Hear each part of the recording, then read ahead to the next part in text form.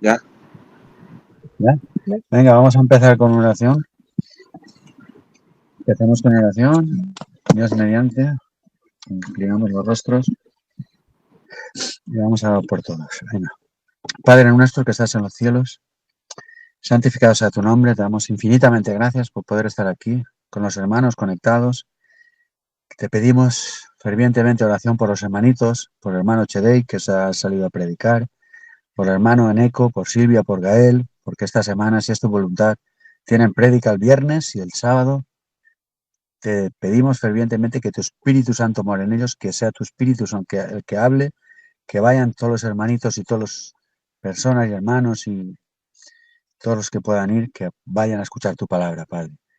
También te pedimos por todo este ministerio, por toda esta iglesia cristiana, Ministerio Cuarto Ángel, por todos los hermanitos que están conectados, por Víctor San Misal, por Fanny, por Javi, por Laura, por Ángel, por Luis, por Ana, por Lorena, por todos y cada uno de los que estamos aquí conectados, por todo tu pueblo, por todos tus hijos, por Antonio Fasanando, por Eri, mujeres, hijos, familiares de cada uno de nosotros, por todo tu pueblo, Padre, por todos los que te buscan de corazón. Bendícenos, ayúdanos a poder estar siempre cogidos de tu mano, a no soltarnos, a no pecar. Ayúdanos en ese camino angosto que nos queda, porque va a ser muy difícil. Vienen tiempos muy difíciles, van a pasar cosas muy, muy difíciles y el Satanás sabemos que está ahí. Pero sabemos que si nos cogemos a ti fervientemente, si luchamos aunque caigamos y nos levantemos otra vez, y nos cogemos a ti como Jacob luchó con el ángel, tú harás con nosotros lo que tú quieras, Padre. En tus manos estamos aquí para servirte, para adorarte, para alabarte. Pero nosotros, si es tu voluntad, lo intentaremos, Padre, como nos manda la profeta Elena White. Elena de White nos dice que intentemos ser de los 144.000. Lo que tú quieras, Padre, hasta donde tú quieras, Padre. Y ahora dirijo estos estudios, que tu Espíritu Santo mora en nosotros, que sea el que hable por cada uno de nosotros. Ayúdanos en este estudio profético también, la visión de Daniel, los 2300 días. Ayúdanos a comprenderlo todo, a entenderlo, y todo sea para tu honra y para tu gloria, Padre. Y te lo pedimos en el bendito y santo nombre de tu Hijo Jesús de Nazaret, por el perdón de nuestros pecados. Amén. Amén. Amén. Amén.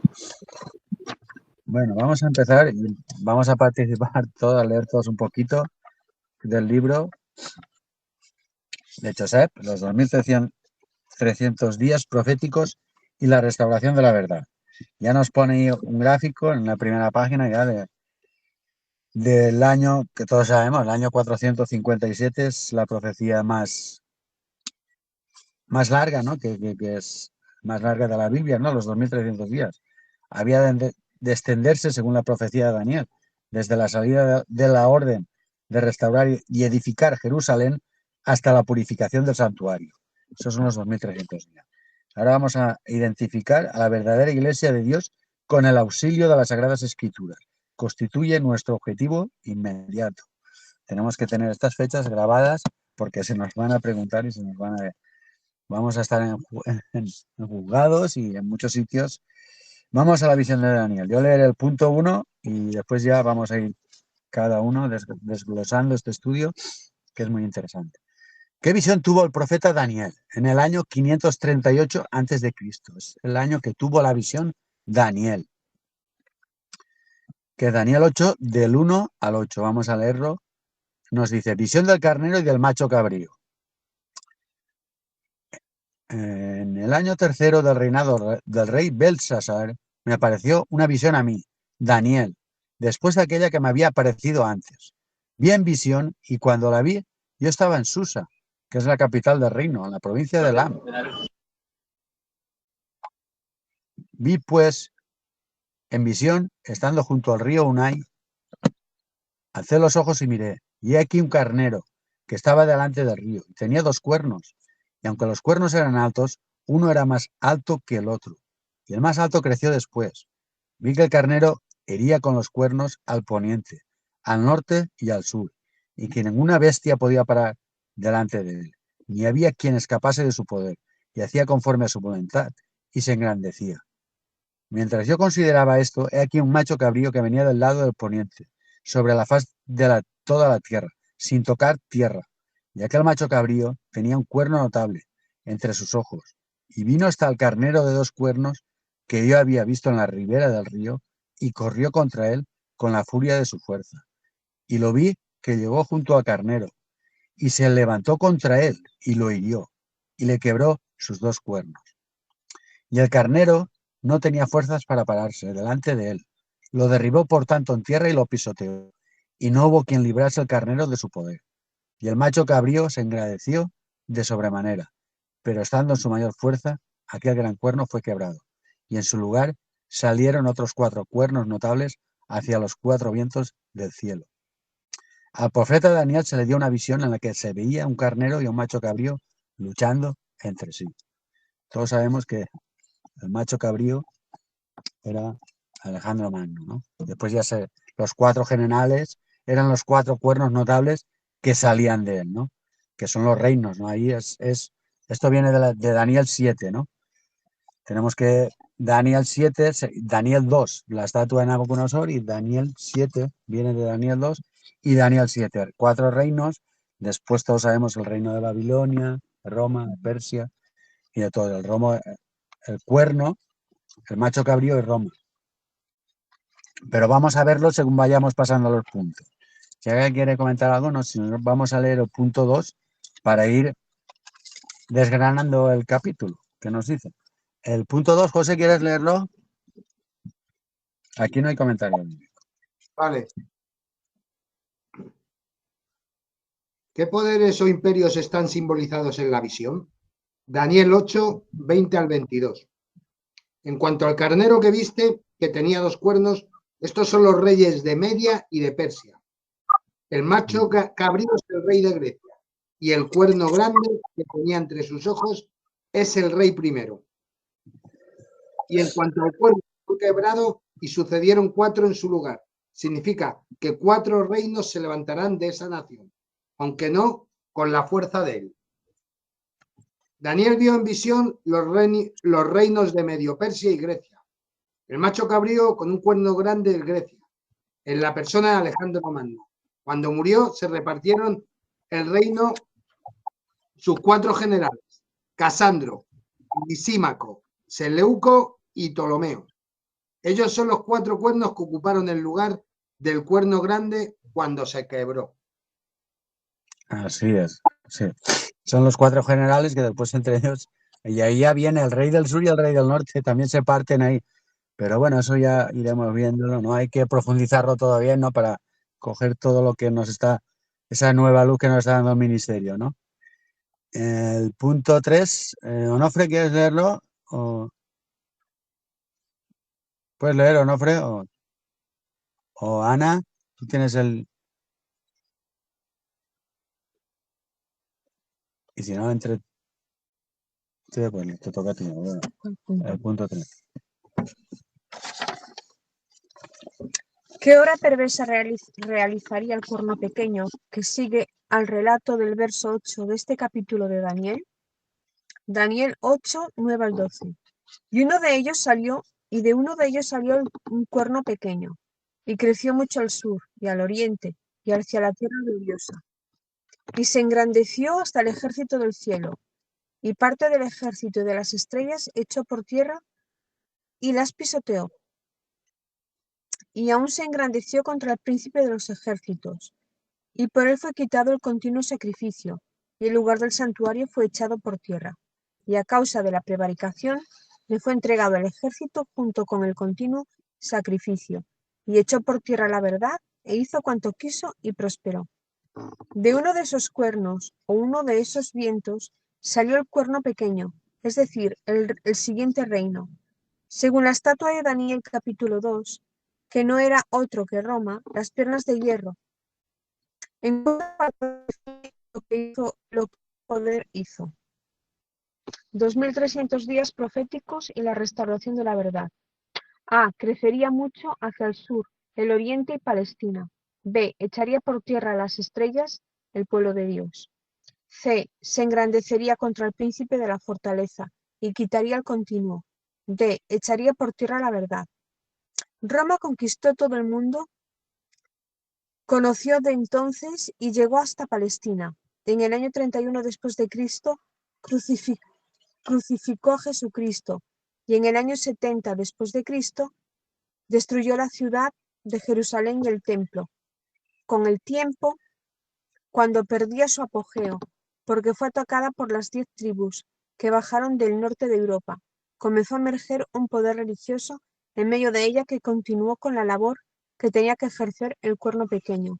Es decir, que la Roma militar se convirtió en Roma aparentemente cristiana en la forma de iglesia apóstata. Eso es lo que nos quiere decir de continuo sacrificio, que la Roma papal, la Roma pagana se convierte en Roma, la Roma pagana, la Roma militar se convirtió en Roma aparentemente cristiana, ¿no? Claro. Y ahora vamos a leer el punto 4. Vamos a ir desgranando, que nos dice el punto 4, para ir... ¿Alguien quiere comentar algo? La manita. Dinora. Buenas tardes, hermanita Dinora. Un abrazo. Nos dicen, ¿qué poder se cumple en la obra blasfema del cuerno pequeño? Se nos lleva Daniel 8, 22 al 25 y segunda de Tesalonicenses 2, 3 y 4.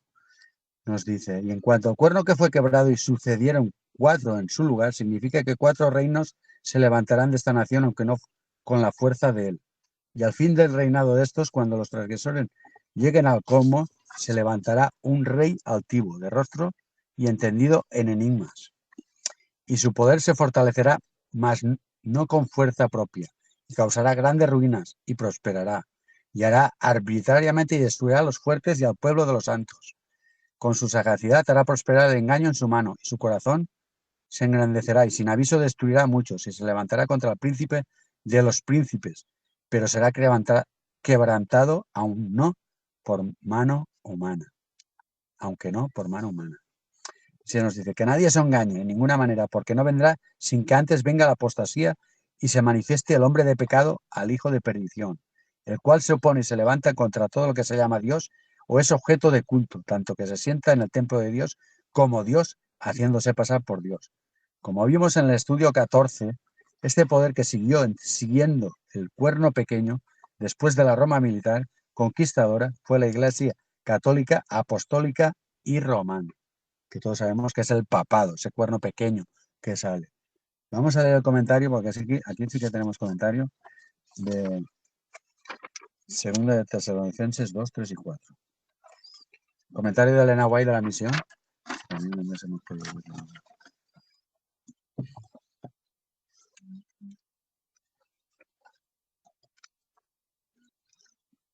Que todos sabemos quién es la Iglesia Católica y quién es esa bestia, no la primera bestia y la segunda bestia, ¿no? El papado y Estados Unidos, ¿no? Que se juntan las dos.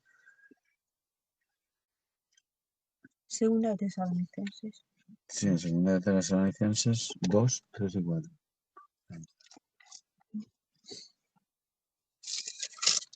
Aquí está. El representante de Satanás. Hay uno señalado en la profecía como el hombre de pecado. Es el representante de Satanás, aceptando las sugestiones de Satanás acerca de la ley de Dios, que es tan inmutable como el trono divino. Aparece este hombre de pecado y manifiesta ante el mundo que él ha cambiado la ley, y que el primer día de la semana es ahora día de reposo y no el séptimo día, profesando infabilidad, exige el derecho de cambiar la ley de Dios para adaptarla según sus propios fines.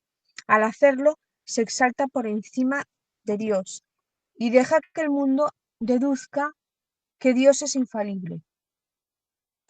Si fuera cierto que Dios hizo una forma de gobierno que necesita ser cambiado, esto demostraría sin duda su fiabilidad.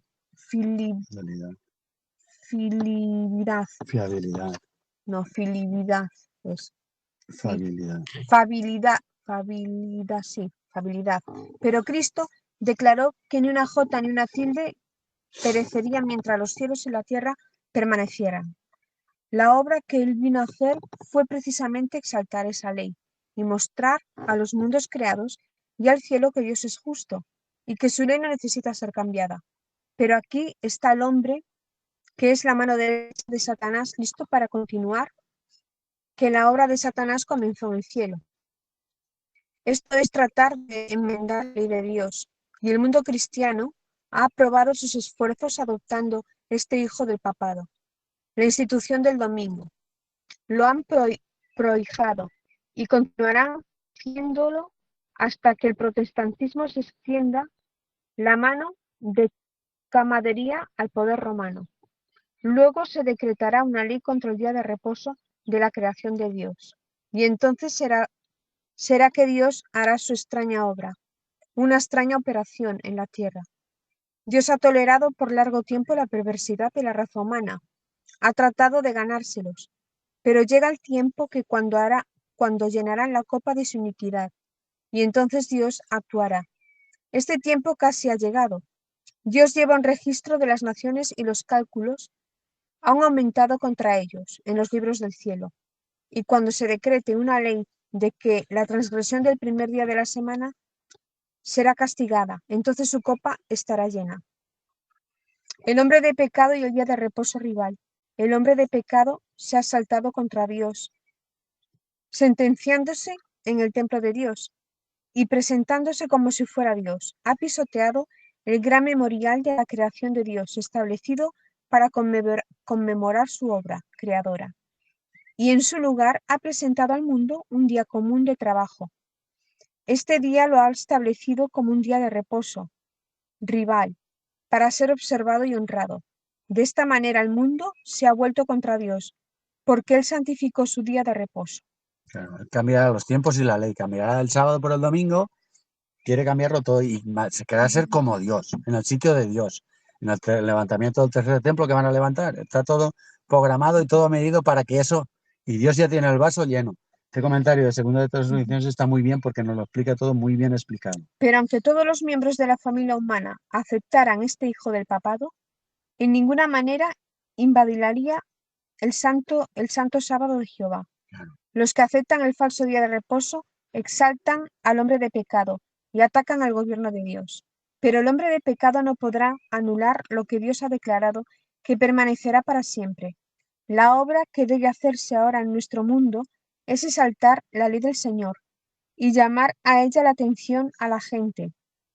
El tiempo ha llegado cuando la verdad debe ser proclamada contra la falsedad y el error.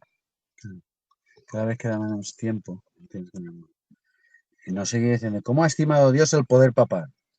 Los papas se han ensalzado por encima del Dios del cielo por la forma en que han tratado la palabra divina. Esta es la razón por la que en la profecía se especifica el poder papal como el hombre de pecado. Satanás es el originador del pecado, el poder que hace que se altere cualquiera de los santos preceptos de Dios.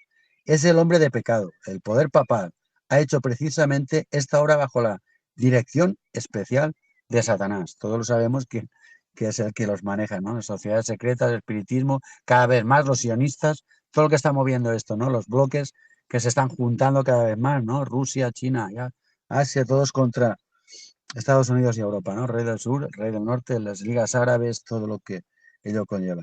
Aunque los que están a la cabeza del papado pretenden tener gran amor por Dios, él los considera como los que lo aborrecen. Han convertido la verdad de Dios en mentira. Adulterar los mandamientos de Dios y colocar en su lugar tradiciones humanas es la obra de Satanás. Así se aparta el mundo religioso de Dios, pues él declara, yo soy Jehová, tu Dios, fuerte, celoso, que visito la maldad de los padres sobre los hijos, hasta la tercera y cuarta generación de los que me aborrecen. Dios cumplirá esta palabra. Lectos en la página 126, en 1901 escribió todo lo que este comentario de Nahuay, ¿no? Todos sabemos el poder papá, quién es, quién lo deja todo y quién lo de todo. Y por eso tienen tanta prisa en levantar el tercer templo y se va a levantar cueste lo que cueste. Y el sacrificio de la vaca lazana, no sabemos si lo ha hecho vidas o qué. De momento, en lo que estamos escuchando, aún no han escrito nada en el periódico ese que tienen, la revista del tercer templo. Vamos al punto 5, hermanito José. Hoy nos toca leer a nosotros. Ahí está, hermanito Ramón. Ramón, ¿cómo estás? Buenas tardes. No escucha. Adelante, José. ¿Cuál es la verdad que echaría por tierra? Daniel 8:12 y Juan 17:17. Y a causa de la prevaricación le fue entregado el ejército junto con el continuo sacrificio, y echó por tierra la verdad e hizo cuanto quiso y prosperó. Santifícalos en tu verdad, tu palabra es verdad. Como vimos en los capítulos 14 y 16, la Iglesia Católica cambió la ley de Dios y verdades como el estado de los muertos y otras muy importantes, es decir, cambió las por doctrinas humanas y rituales paganos. Echó por tierra la verdad, que debía ser restaurada, y aquí entra en escena el pasaje que se encuentra en Daniel 8, 13 y 14.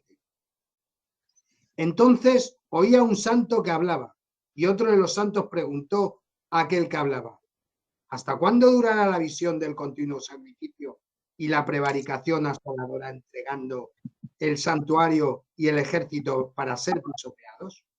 Y él dijo: hasta 2300 tardes y mañanas. Luego el santuario será purificado.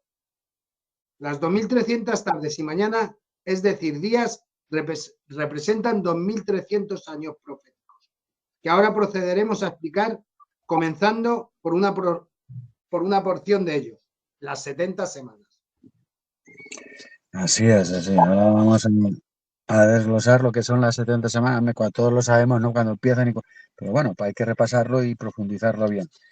Ahora vamos al punto 7. 6. Al 6, sí. 70 semanas al 6. No podía pasar la página. 6. ¿Vale? 6. A ver. ¿Qué porción de los 2300 días fueron determinados para los judíos? Daniel 9, 24. 70 semanas están determinadas sobre tu pueblo y sobre tu santa ciudad, para terminar la prevaricación y poner fin al pecado, y expiar la iniquidad, para traer la justicia perdurable, y sellar la visión y la profecía, y ungir al santo de los santos. Fueron determinadas 70 semanas simbólicas para los judíos, o lo que es lo mismo 490 años. 70 por 7, 490. ¿Por qué hay que pasar los días a años? Números 14:34 y Ezequiel 4:6. Conforme al número de los días de los 40 días en que reconocisteis la tierra, llevaréis vuestras iniquidades 40 años, un año por cada día, y conoceréis mi castigo. Cumplidos estos, te acostarás sobre tu lado derecho segunda vez, y llevarás la maldad de la casa de Judá 40 días, día por año te lo he dado. En profecía numérica hay que transformar los días en años. Claro. Y como estábamos diciendo, este periodo profético es el más largo de la historia de la Biblia, que había de extenderse, según la profecía de Daniel, desde la salida de la orden para restaurar y edificar Jerusalén hasta la purificación del santuario. La orden de reedificar Jerusalén se dio en el año 457 a.C., 70 semanas, 490 años.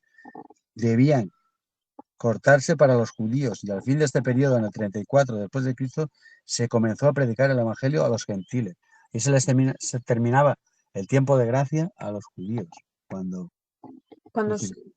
Esteban murió cuando apedreado. Esteban murió apedreados. Fueron los 70, que comenzó el periodo en el cual hasta el Mesías príncipe iba a haber 69 semanas, que cuando fue crucificado el Señor, Que son 483. 483 años, precisamente en el momento predicho en el otoño del 27 después de Cristo. Fue bautizado en el Jordán por Juan Bautista. También fue ungido el Espíritu Santo e inició su ministerio público a mitad de la semana, 3 años y medio más tarde. El Mesías fue cortado.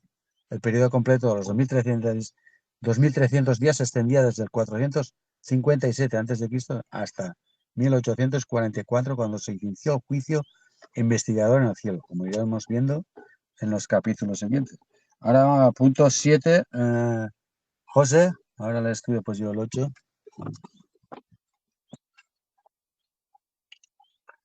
¿Con qué acontecimiento se inicia el largo periodo?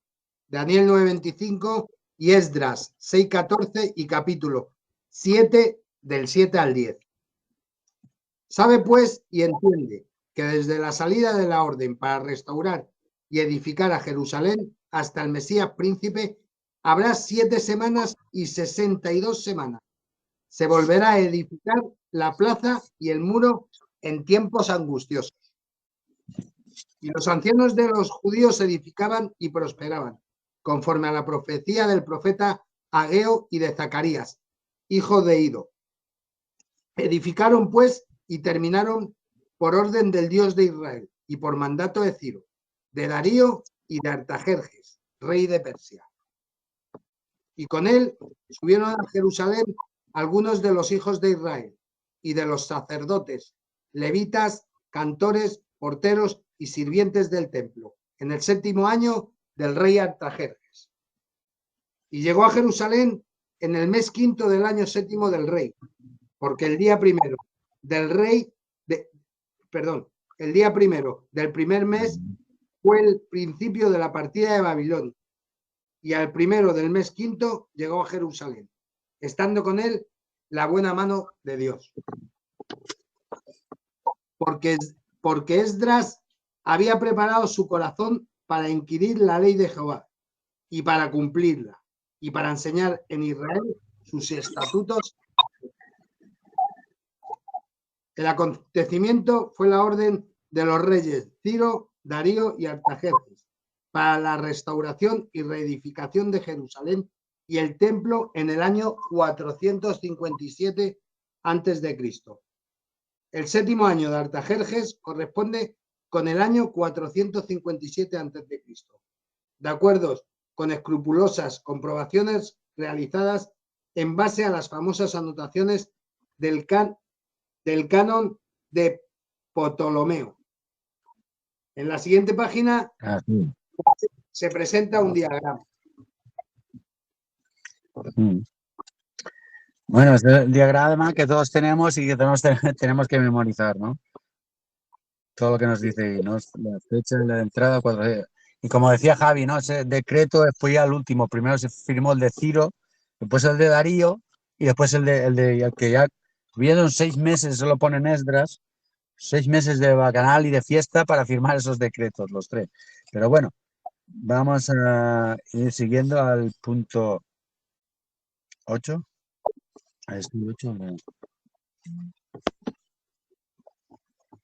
¿Cuántos años transcurrirían entre el decreto para reedificar a Jerusalén y el bautismo del Mesías? Daniel 9:25, Lucas 3:1 al 3 y 20 al 23 y Marcos 1:14 y 15. Sabe pues y entiende que desde la salida de la orden para restaurar y edificar a Jerusalén hasta el Mesías príncipe habrá 7 semanas y 62 semanas. Se volverá a edificar la plaza y el muro en tiempos angustiosos.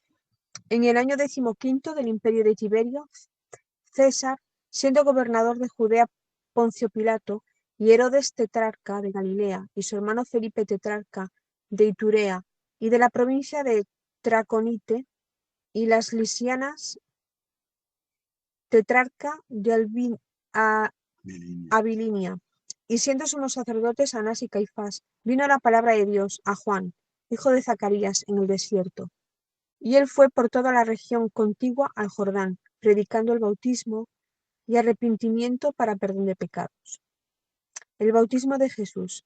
Aconteció que cuando todo el pueblo se bautizaba, también Jesús fue bautizado, y orando el cielo se abrió, y descendió el Espíritu Santo sobre él en forma corporal, como paloma, y vino una voz del cielo que decía: Tú eres mi Hijo amado, en ti tengo complacencia.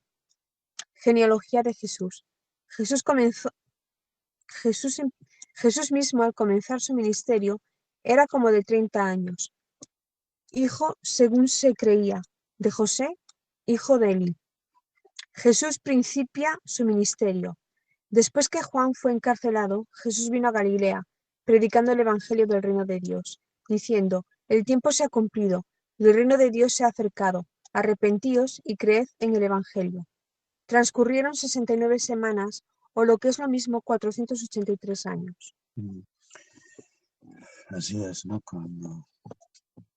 Las 69 semanas, ¿no? Después ahí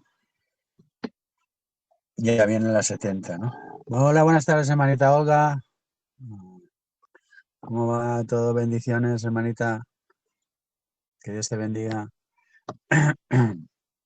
Estos son 900 días proféticos, la oración de la verdad. Son del año 457 al 2844. Y ahora vamos al punto 9. El hermanito, hola, Olga. El hermanito José, adelante, el punto 9. O si alguien quiere leer. Si alguien quiere leer, pero no veo. Dios mediante, hermanito José. ¿Cuándo se enviaría al Mesías? Daniel 9, del 25 al 25. Sabe, pues, y entiende que desde la salida de la orden para restaurar y edificar a Jerusalén hasta el Mesías príncipe habrá 7 semanas. Y 62 semanas se volverá a edificar la plaza y el muro en tiempos angustiosos. Y después de las 62 semanas se quitará la vida al Mesías. Mas no por sí. Y el pueblo de un príncipe que ha de venir destruirá la ciudad y el santuario. Y su fin será con inundación y hasta el fin de la guerra durarán las devastaciones. Y por otra semana confirmará el pacto con muchos. A la mitad de la semana hará cesar el sacrificio y la ofrenda. Después, con la muchedumbre de las abominaciones, vendrá el desolador, hasta que venga la consumación, y lo que está determinado se derrame sobre el desolador. Desde la orden para edificar Jerusalén, habría 7 semanas más, 62 que son 69 semanas, hasta el Mesías príncipe, es decir, 483 años hasta su bautismo. A la mitad de la última semana, las 70, se quitará la vida al Mesías y el ritual del templo, los sacrificios, los corderos que simbolizan la muerte de Cristo terminarán. Eso ocurrió en el año 31 después de Cristo, al final de esta última semana, que serían los 490 años completos, según la profecía. En el año 34 después de Cristo, con el apedreamiento de Esteban, terminaría el tiempo de gracia que Dios daba a los judíos para que aceptasen a Jesús como Salvador y Mesías. Amén. Que eso es lo que estuvo el otro día comentando también el hermano Javi, ¿no? Es así, ¿no? Y después el templo fue reconstruido en el año 70, ¿no? Y todo el simbolismo que hay y todo lo que, esa nueva luz que nos están dando, gracias a Dios, y todo lo que si Dios quiere, pues mañana por la noche o el jueves, si Dios quiere, pasará, ¿no? Porque está escrito, ¿no? Y ahora vamos al punto 10, que es el último de este estudio, que nos dice, de acuerdo con esta profecía, porque es la profecía, ¿en qué año terminarían los 2300 días y qué significado iba a tener esa determinación? Nos lleva a Daniel 8, 13 y 14 y nos dice, entonces oí un santo que hablaba y otro de los santos preguntó a aquel que hablaba, ¿hasta cuándo durará la visión del continuo sacrificio y la prevaricación asoladora, entregando el santuario y el ejército para ser pisoteados? Y él dijo, hasta 2300 tardes y mañanas. Luego el santuario será purificado.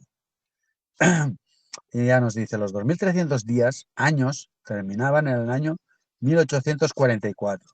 Entonces se entendió el significado de la purificación del santuario celestial como una obra de juicio investigador previa a la segunda venida de Cristo. Y empieza el juicio a los muertos. El juicio. Por eso, pero ahí estaba William Miller, los milleristas, ¿no? Que habían hecho esa profecía que venía Cristo, pero bueno, estaban equivocados porque Dios permitió que se equivocasen para hacer limpieza también en el pueblo, como va a hacer ahora, ¿no? Y está haciendo ahora esa limpieza. Con la ayuda de Dios, ¿no? Y orar y pedir que necesitemos cada día, cada segundo de nuestra vida, ¿no? Que dicen, este juicio sería los que iban salvados, comenzando por los fallecidos desde Adán hasta 44.000 que permanecimos cuando por segunda vez. Estamos en juicio, estamos en el libro del juicio, están juzgando a todos los, a todos juzgando. Además, 1844 dio lugar al proceso que culminó con la restauración de la Dios. Y esas verdades pisoteadas por la Iglesia romana y las predicaciones del mundo. La obra de predicación sigue antes.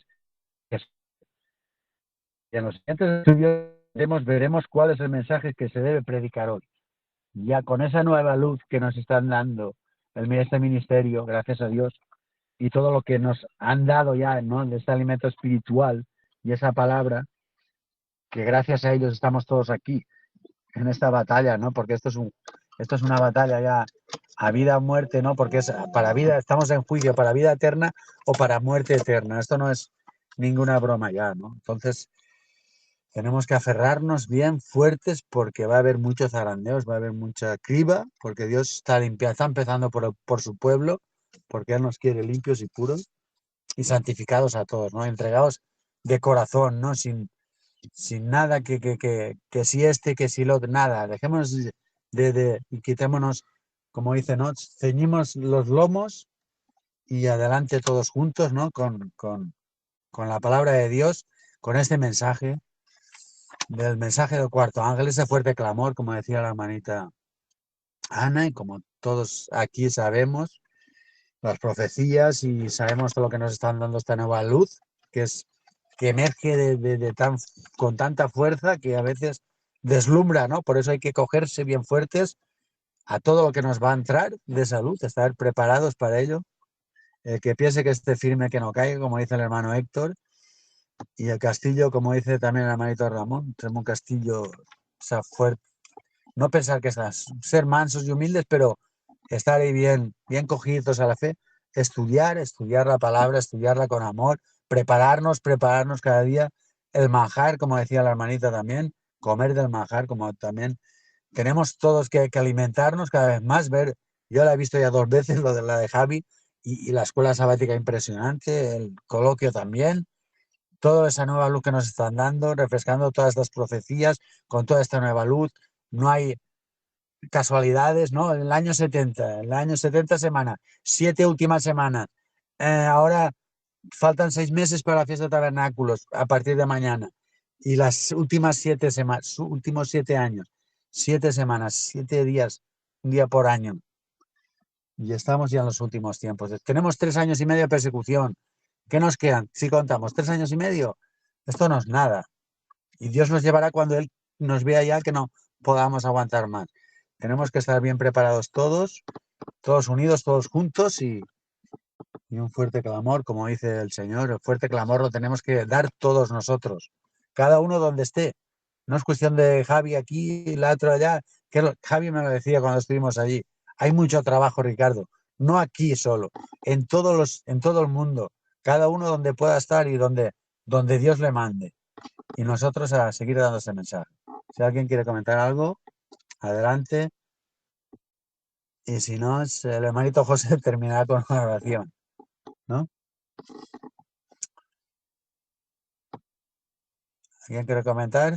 Hermanitos, oye, están de puente casi todos, hermanito José. Te toca hacer la oración, José. O Ramón. O Ramón. Ramón, ¿quieres orar? O José, va, ya está José preparado. Ya le toca a José. Perdón, ¿me comentaste algo? No, lo que quiera el hermanito José. ¿Quieres hacer la oración, Ramón? Sí, no te entendí bien porque tengo problemas de audición. Si quieres hacer la oración. Ah, de acuerdo. Bueno, pues vamos a orar.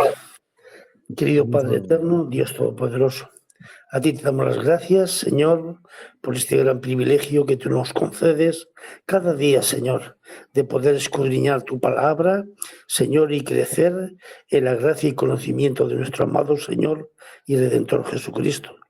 Señor, gracias por este tiempo y, Señor, por cada hermano y hermana, cada hijo y hija tuya. Señor, protégenos, guárdanos, guíanos, Señor. Danos hambre y sed de ti, Señor, para que crezcamos y tu nombre sea glorificado en nuestras vidas y otras almas puedan ver en mí, en nosotros, que tu Espíritu está obrando. Señor, glorifícate tú, Padre. Te lo pedimos todo ello con acción de gracias.